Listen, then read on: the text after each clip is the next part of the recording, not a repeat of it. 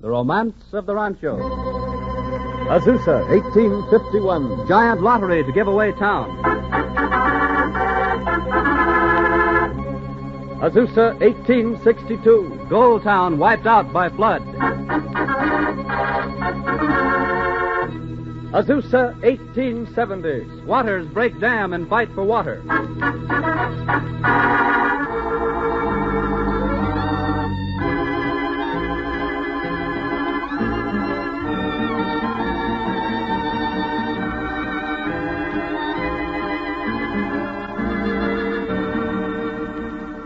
The Title Insurance and Trust Company of Los Angeles presents The Romance of the Ranchos, a weekly dramatization of the colorful history behind the Southern California of today.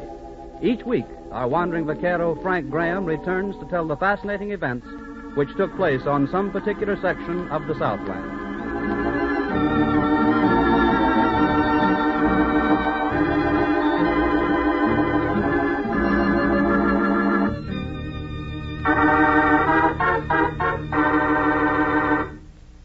Your purchases of defense bonds and stamps help to defend America today. But don't forget that they are also a sound business proposition for you. A systematic and continuous defense bond savings program now will mean substantial resources for you and your family in the future. Title Insurance and Trust Company of Los Angeles strongly urges that you look on your defense bond investment program in the light of both patriotism and sensible business practice. And like any such plan, it should be put into effect immediately and followed systematically. Visit your post office, bank, title insurance company in your county, or other source tomorrow, and invest in America.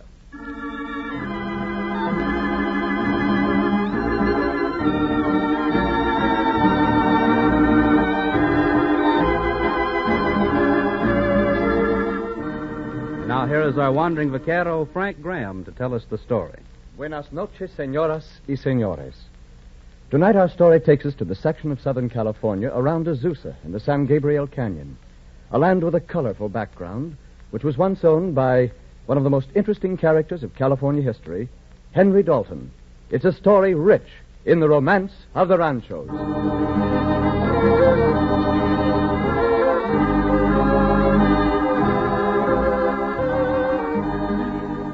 Any story of Azusa must necessarily start with the name Azusa. It's an unusual name, evidently Indian in origin.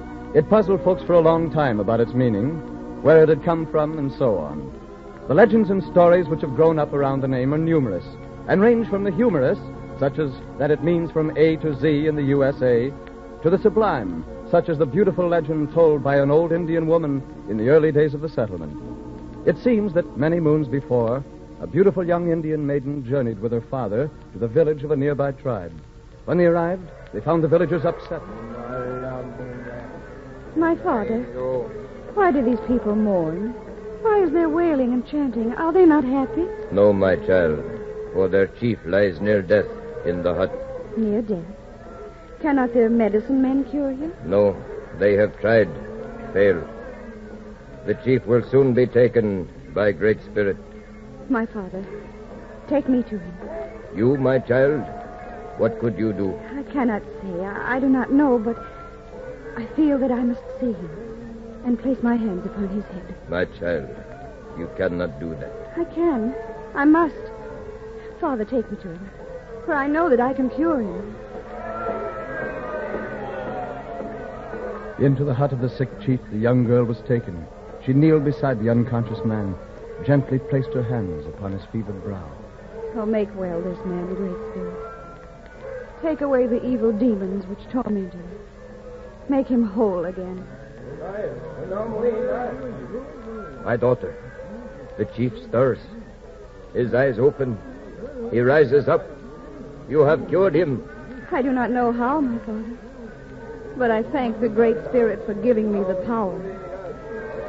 Very soon the chief was well again, and in gratitude, he made the lovely young girl the bride of his handsome son, the future chief. As they stood in the ceremonial ring before the council, her father spoke. My child, I give you new name, bestowed on you in gratitude by chief whose life you saved. I name you Azusa, blessed miracle.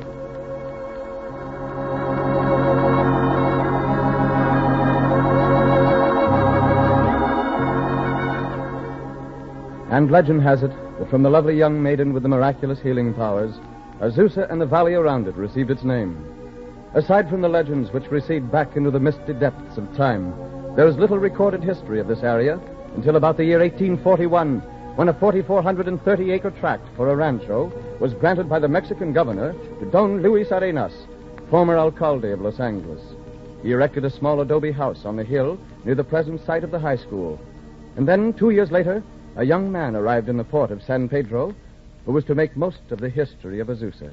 To the custom officials, he was Henry Dalton, merchant, born in England, in business in Peru, coming here to look over the country. Henry Dalton, came, saw, and was conquered. He brought his business to Los Angeles. Soon he was in the market for a rancho. Hearing about the rancho Azusa, he went to Don Luis Arenas. See, I would be willing to sell it. I do not care much for rancho life. Good. Then we can get down to business. No, I am afraid not, senor. For even though I would like to sell it, I cannot. You cannot? Why not? The government, you know, it is all mixed up. There is trouble with Michel Torrena. Oh, it's also unsettled that they have issued an order forbidding the sale of any land. You mean they won't let you sell your land whether you want to or not? See, that is it. I could sell, but it would not be legal. I need the money, too. But isn't there something we can do? No, I am sorry, senor. Even the government cannot do anything. You would think they would let me raise some money any way I could. I owe them money. Owe them money? See, 1,000 pesos, and they need it. They are supposed to raise an army for Michel Torrena. Then they have no money. Wait a minute. How do you know this? They came just yesterday and asked me if I could pay. And you said you could not? See, not a peso. You didn't say anything about selling your land? No. What good would it do? Maybe a lot. Come on. We are going to the prefect right now and see about this. What are you talking about, senor? If you owe them money and they need it, and you can raise it only by selling the land, don't worry. They'll find some way to let you sell the land. Come on, senor. You have just sold a rancho.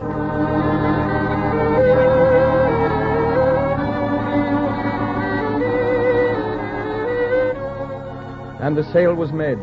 As Dalton had surmised, the governor was only too glad to arrange matters legally. Now Henry Dalton, or Don Enrique, as he was called by the Californians, took up life on Rancho Azusa, rebuilding the old Arenas adobe and building many new structures. Crops were planted. The land was stocked with cattle. The astute English businessman soon had a thriving domain where shortly before had been wasteland. But Dalton was smart enough not to put all his eggs in one basket. He kept up his prosperous mercantile business in the Pueblo. And then, one day in 1846, came news that Mexico was at war with the United States. For the next few months, life in Los Angeles was unsettled, with first the Californians, then the Americans in charge. Both of them brought trouble to the neutral Englishmen. It was toward the end of hostilities that the situation became acute. Mr. Dalton, sir. Yes, Ben, what is it? It's the soldiers again. They came this morning and took 2 wagon loads of our merchandise. Good heavens. And they said they'd be back for more this afternoon. Mr. Dalton, sir, we're almost out of stock and no more to be had. If they take much more, we'll have to close up shop. I know. I've just been figuring up how much they've taken so far. It comes to almost $65,000 worth. Holy mackerel. Well, that's enough to ruin any business. They'll never pay us for that much. I'm afraid you might be right, although I'm filing claims with both governments to try to collect. But if I can't, I'm ruined, Ben. Well, what'll I tell them when they come back this afternoon? Tell them? I guess there's not much you can tell them, Ben. Just let them have what they want, and may the good Lord help us.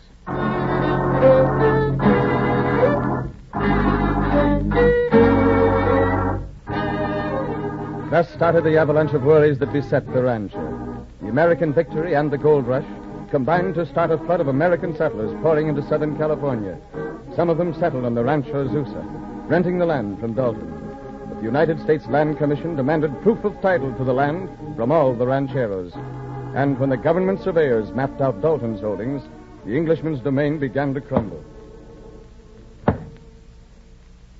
Hi there, mister. Can I get a drink of water? Huh? Oh, howdy, stranger. Sure. There's a bucket of cool spring water right there. Help yourself. Thanks very much. I ain't never seen you around here, have I? Well, that's right refreshing. No, you ain't. I'm surveying this land for the United States government. Oh, that's so? Well, my name's Casey. Glad to know you. Nice place you have here. We like it. Own it, do you? No, I rent it from Henry Dalton. You rent it from Henry Dalton. What for? It isn't his. Well, of course it's his. It's always been here, stranger. Not now. This is public land. If you're smart, you'll file your claim for it right away.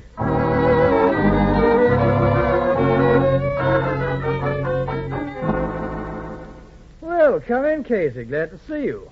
Mr. Dalton, I come up to see you because, well, I was talking to that surveyor fella. And, Oh, yes, I've seen them around. From the government, aren't they? yes, and, well, I don't know exactly how to say this, but he said that you don't own my land. He did?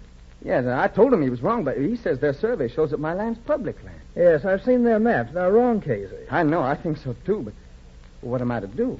He told me I better file claim for my land. Yes, I guess you'd better, before someone else does. Well, Mr. Dalton, I don't feel right about that. After all, you've been pretty square with me. Oh, you needn't feel badly, Casey. I understand. It's all you can do. I'm going to fight this decision, son, if I have to take it to the Supreme Court.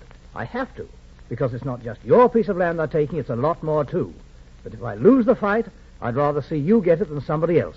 And if I win, well, you haven't lost anything.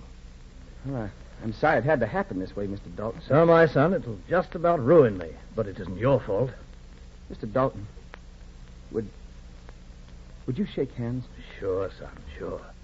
God bless you.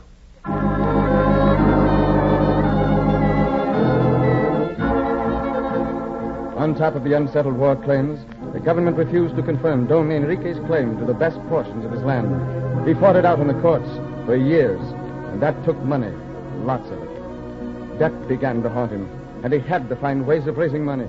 And so, as far back as 1851, he'd conceived a plan. See, here it is, Ben, all mapped out. Man alive. A real town on paper. Yep, the city of Benton, right here on my land. Well, what I have left, that is. You're aiming to sell lots, is that it? No, I'm going to give them away. Mr. Dalton, give 'em away. Yeah, I'm getting up a lottery, selling chances on these lots. Huh. People take a chance on a gamble where they wouldn't buy a barren piece of land. You know, most people can't visualize what a piece of land will look like once it's cultivated.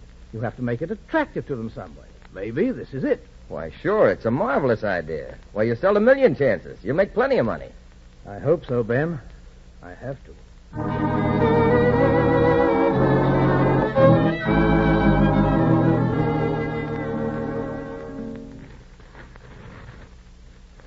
Mr. Dalton, what are you doing? That paper you're tearing up, that's the map of Benton.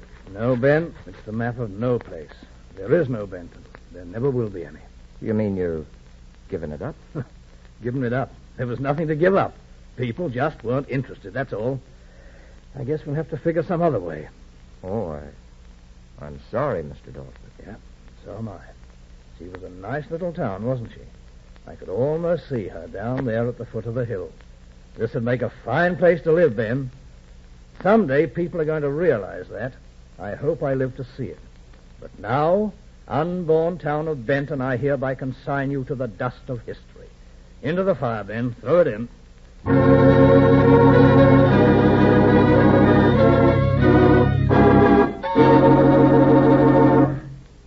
Land is one of the most basic of all commodities. And when the market for land and real estate in any area is good, it means that general business conditions there must also be favorable.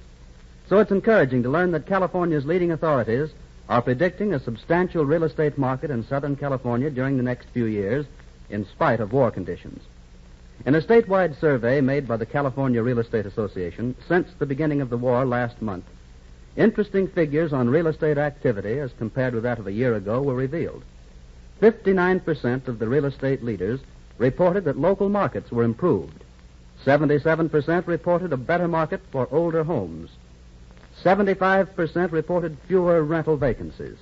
58% reported more purchases of real estate for income purposes. And 69% said realty selling prices were higher. And so, although war conditions are having an adverse effect in some fields of endeavor, the capital outlay being made to meet new housing needs is extremely reassuring. The survey indicates that Southern California will continue to be a white spot in the nation, both as a place to earn a living and as a place to enjoy living.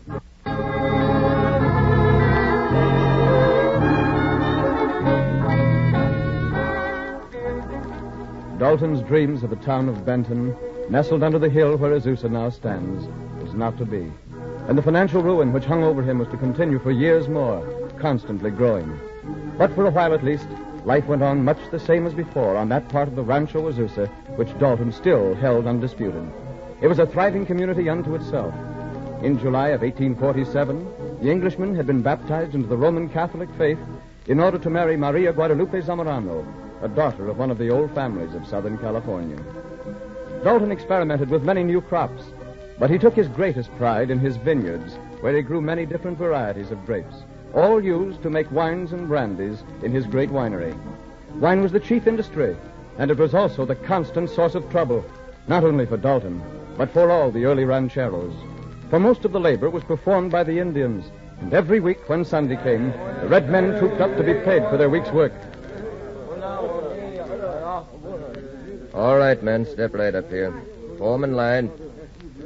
We all ready, Mr. Dalton? Yes, but it won't do any good, but let's try 'em anyway. Right. All right, there, you. Cedro, step up here. Me here. All right. 6 days' work. Here you are. Money. Me no want money. Take back. Now, wait a minute, Isidro. You work for it, you're going to get it. No want money. Want the guardiente. But, men, you need the money. You can buy things with it, but buy brandy if you want, but it's bad for you. You'll be much better off if you take the money. Me want the guardiente. No money. No. Well, there you are, Mr. Dalton. What are you going to do? Listen, you men. I can't pay you in aguardiente. It's against the law. And furthermore, I don't want to. It isn't good for you. Now, listen. No, pay in the guardiente. Everybody does. I don't care what everybody does. You'll all get drunk and you'll be no good for 3 or 4 days. I'm going to put a stop to it. From now on, you get no brandy. Understand? No aguardiente. No guardiente. No work. What? You mean if I don't give you the brandy, you won't show up for work tomorrow? No guardiente. No work for you no more. What? Well, there you are, Mr. Dalton. That's the way it is. There ain't nothing we can do about it, I guess. The stupid idiots. Can't they see we're only trying to help them? No, and I guess there ain't much use trying to make them see it. They like their firewater too well. I'd like to wring the neck of the hombre who first gave an Indian a taste of the stuff. Yes, but he ain't around, I guess, so... What do I do? Well, I guess there's only one thing to do. Blast it. Give it to them. We got to have hands to do the work when they get over their spree. Go ahead. I wash my hands of them. All right. All right, you obstinate critters. Come on, ruin yourselves. But don't blame us.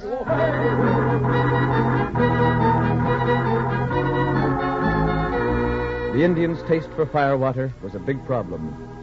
But the rancheros had other pressing problems, too, one of which struck with full force on Henry Dalton and the Rancho Azusa. In the semi-arid land of Southern California, water was more valuable than gold. And as more settlers came upon the lands and founded towns, built farms and homes, the struggle to hold the limited sources of the precious water began. Early, Henry Dalton had built diversion dams and irrigation ditches to bring the water of the San Gabriel to his land and that of his Azusa neighbors. But now, settlements had grown up further down the river, and friction started. Now listen, Dalton, we need water. You're going to get it. I understand that, sir, but don't forget we need water, too. We're only taking as much as we need now. The rest of the river is yours. Well, it's not enough. We're going to get more. I've already suggested that we form a committee of 3, with representatives of both sides to decide the distribution to each of us. I'm perfectly agreeable to abide by their decision. Blast your committee. We've already decided how much we need, and we're going to have it now. You have to open up those gates and let more water through. Man, you're asking me to drain off the lifeblood of my land and the land of all the people in this section. I'm not asking you, I'm telling you. Oh, you are? Well, listen here, young man. I'm not going to let my crops dry up and die. No, nor the crops of my neighbors until you agree to the arbitration committee. And until they say otherwise, we'll keep right on taking as much water as we need. Is that so? Yes, that's so. There's enough for all of us, so I have a right to my share. Yeah? Well, you listen. If you don't open up them gates, we'll open them for you. You won't touch those gates. You've no right. Never mind the right. You try to stop us. All right, then. If you want to fight, you've got it, son. Come ahead. Try it.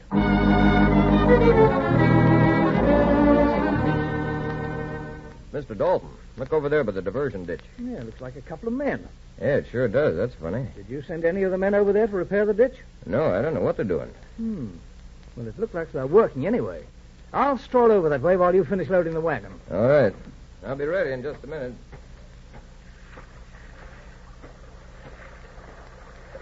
Say, what are you men doing? Oh, it's you, Dalton. Now, what does it look like we're doing? Here, you can't do that. You're opening the gates. You're letting the water through. That's right. I told you if you didn't open them, we would. Here, stop there. Get away from those gates. Oh, no, you don't. Put on that walking stick. Go ahead, Charlie. Don't pay no attention to him. Open them up. You can't do this. I'll have the law on you. We'll worry about that after we get going. Here, you, stop it. Stop it, I say. Oh, wait a minute, Dalton. Get back there. I'd advise you not to interfere. Take your hands off me, you rascal. Here, stop it. Don't get rough, Dalton. Stop it. Look out. How do you like it down there? Here, help me out, you blasted fool. You can stay down there till we get through. Stand back, Dalton. Wait till I get my hands on you. I don't think you will. Stand back. Oh, so you'd pull a gun on me. And it's loaded, too. Just stay where you are or we're finished. And you stay where you are, brother. What? Drop that gun and put up your hands. Oh, thank goodness. Good old Ben. Here, help me out of this ditch before I drown. All right. And you boys better get going out of sight quick. And don't ever let me catch you near these gates again, or you'll find out I can use this gun, too.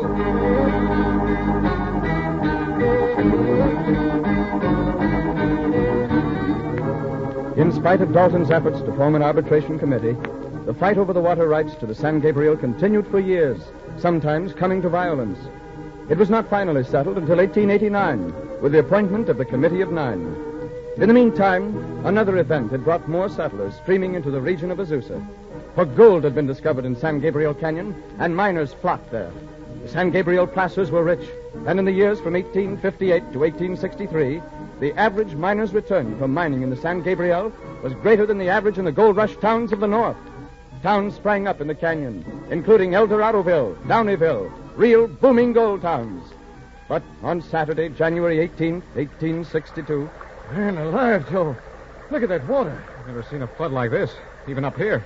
I'm sure glad we climbed up here on the mountain. Yeah, town's sure going to get wet today. Hey, do you hear that? Yeah, sounds like an earthquake almost. Wonder what it is. No. Hey, look at that. Look up the canyon. Holy mackerel, man. It's a solid wall of water. Good Lord. It'll wipe the town right off the face of the map. Come on, man. Let's get out of here.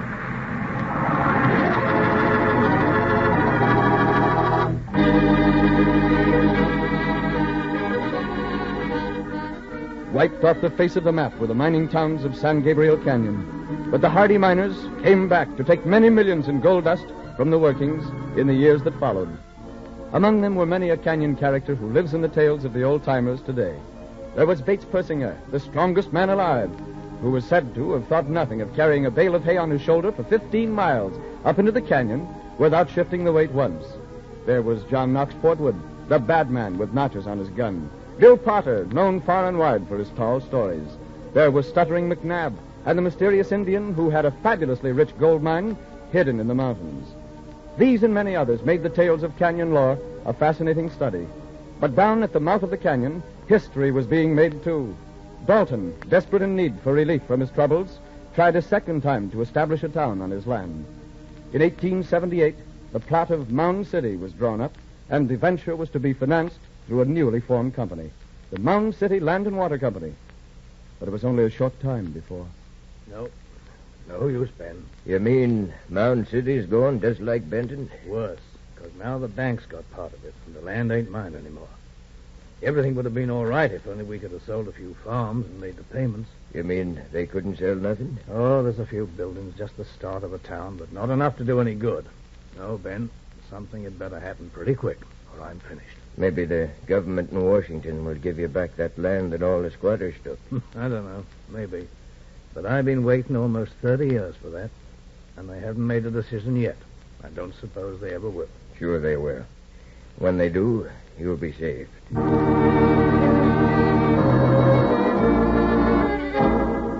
Dalton. Oh, Henry. Yes, Ben? I got news from Washington. From Washington? Ben? I can tell by your face, old friend. They decided against you, sir.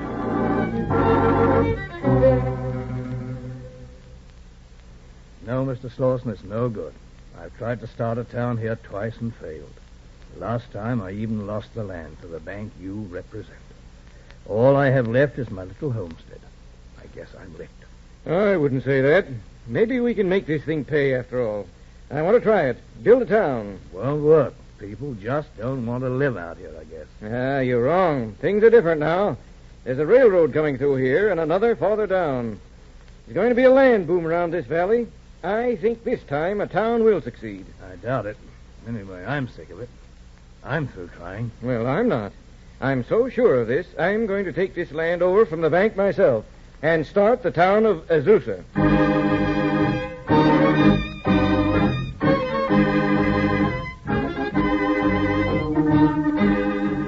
And Jonathan Sayre Slauson was right.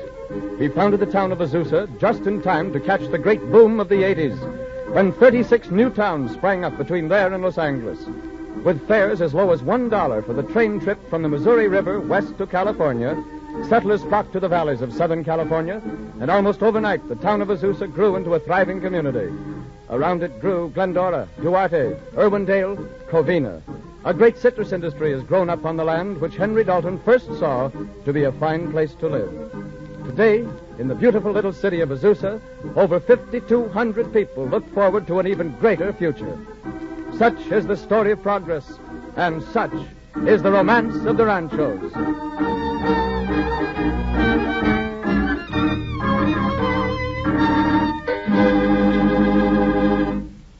Frank Graham will be back in just a moment. As you probably know, the 1940 census established the population of Los Angeles County at slightly more than 2,785,000. The population of Greater New York, according to the same authority, is 7,455,000. And yet, during the month of last November, the number of deeds and mortgages recorded in Los Angeles County was almost twice the total recorded in Greater New York. The actual figures were 19,699 for Los Angeles County, 10,984 for Greater New York. Such figures graphically illustrate the leadership of Southern California in volume of real estate transactions. They also reveal the importance of the service of the Title Insurance and Trust Company of Los Angeles, which facilitates real estate transactions by verifying and insuring land titles promptly and at a minimum cost to owners and investors.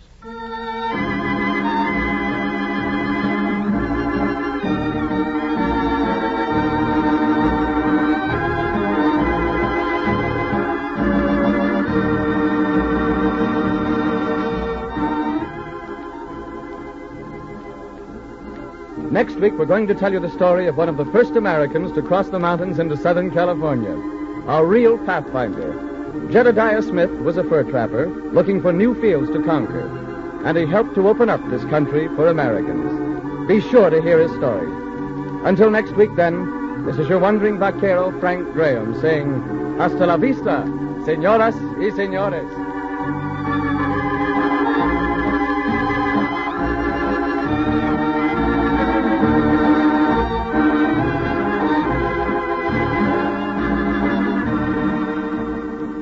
Romance of the Ranchos, a presentation of the Title Insurance and Trust Company of Los Angeles, featuring Frank Graham as the wandering vaquero, is dramatized by John Dunkel and produced by Ted Bliss, with special music arranged by Irwin Yo. Bob Lamont speaking. This is the Columbia Broadcasting System.